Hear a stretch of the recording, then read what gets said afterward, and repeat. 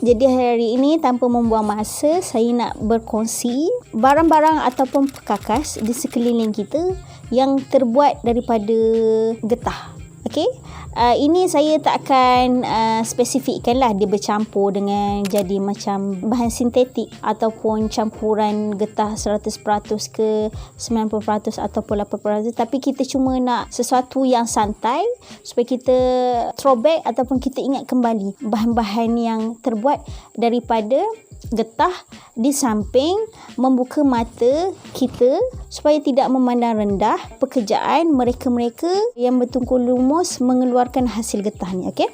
Yang pertama adalah kasut puas cukang. Kasut puas cukang yang berwarna-warni tu, bila dia dah berwarna-warni tu, dia sudah dicampur dengan warna lah dan sebagainya yang membolehkan dia jadi berwarna-warni tu kan. Jadi kasut puas cukang ni biasanya orang yang kerja tempat tapak-tapak pembinaan, orang yang pergi kebun, untuk menjaga keselamatan kaki sebab kita nak guna kaki lama kan. Jadi kita pakailah kasut boot untuk melindungi kaki. Ada juga yang pakai safety boot. Safety boot ni dia tak tinggi sangat, ada juga yang tinggi, tapi harga kasut puas cukang ni dia lebih, orang kata, berbaloi lah.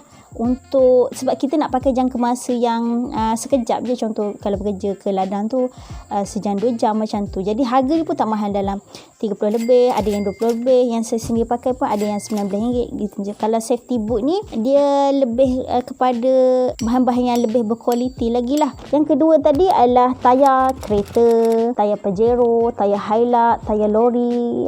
Lori yang 8 tayar tu kan, yang kadang-kadang meletup tengah jalan tu yang membahayakan keselamatan orang lain. Jadi driver hati-hati. Okey.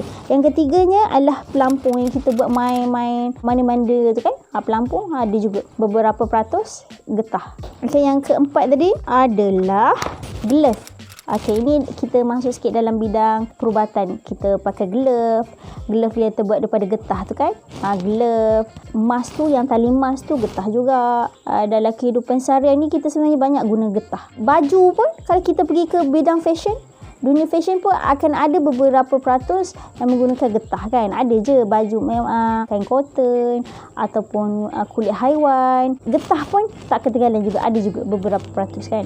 Aksesori kereta yang kecil-kecil tu, yang kita tekan pedal-pedal minyak, brake, minyak kan. Kelas semua tu ada. Yang kecil-kecil, walaupun kecil, dia tetap getah ni memberi sumbangan. Kalau kita tengok dekat pen ni, ni getah juga.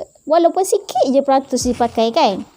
Okey, jadi tujuan saya hari ni, walaupun info saya ni taklah seakademik mana, sebabnya sekarang ni pelapis untuk generasi muda untuk meneruskan menghasilkan susu getah ni susah sangat nak cari. Ialah sebabnya pekerjaannya kotor dan berbau busuk dan sebagainya. Saya cuma minta jangan memandang rendah lah kerja ni, sebabnya benda ni sangatlah susah nak buat sebenarnya. Nak pupuk diri kita sendiri, anak muda ni pergi ke kebun-kebun ni bermain dengan tanah adalah sesuatu yang merimaskan untuk masa sekarang ni. Itu jelas sikit sebanyak daripada saya. Bye.